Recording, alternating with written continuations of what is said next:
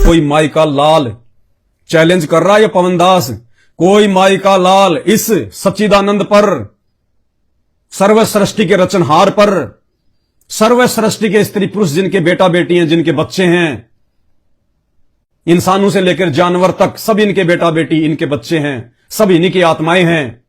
इस आत्माधार पर, नाथों के नाथ पर, संत रामपाल जी भगवान पर कोई माई का लाल बलात्कार जैसा घटिया आरोप सिद्ध कर दे, साबित कर दे, ये पवन दास उसी समय अपनी गर्दन काट के रख देगा, गर्दन काट के। अरे ये तो वो सच्चिदानंद है जिसने नकली सच्चिदानंदों की ये शास्त्र दिखा दिखा के पोल खोल दी। एक होता है बलात्कार, एक होता है व्यभिचार। तुम तो बलात्कार का आरोप लगा रहे हो संत रामपाल जी पे। मूर्खों, कौन से नरक में जाओगे? पहले संत को पहचान लो, देखा देखी मत किया करो कमेंट से, बहुत महंगा पड़ेगा। ये आध्यात्मिक जीवन है।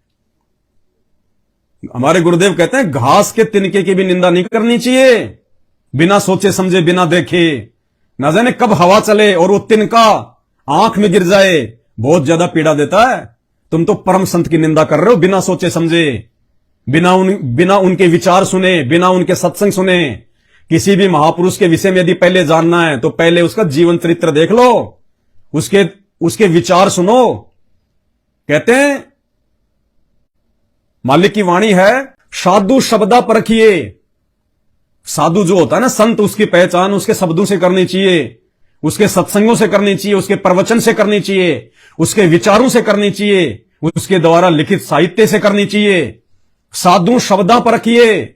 और दुख पड़े घरनार, घर की औरत को उस समय जो है वो परखना चाहिए जब आपके घर पे कोई आपत्ति आ जाए, कोई संकट आ जाए। उस समय एक स्त्री की पहचान होती है, वो कितना अपने पति का साथ देती है या उठा के सामान मायके की तरफ वो दौड़ देती है।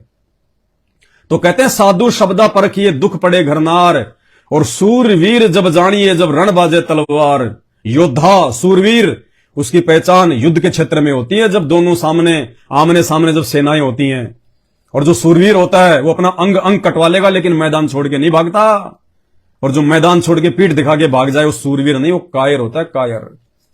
तो पहले संत रामपाल जी के विषय में जान लो, पहचान लो इनको, इनके सत्संग सुन लो। हवा में तीर मारना छोड़ दो, बहुत महंगे पड़ेंगे।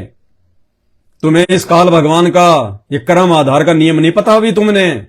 इस जुबान से निकले एक एक शब्द की कीमत चुकानी पड़ती है। जुबान से निकले हुए शब्द तो छोड़ दो, मन, कर्म और वचन से भी यदि तुमने किसी का बुरा सोच लिया, किसी की निंदा कर दी, तुमने किसी की चुगली कर दी, वो उसका भोग भोगना पड़ता है, बहुत भयंकर।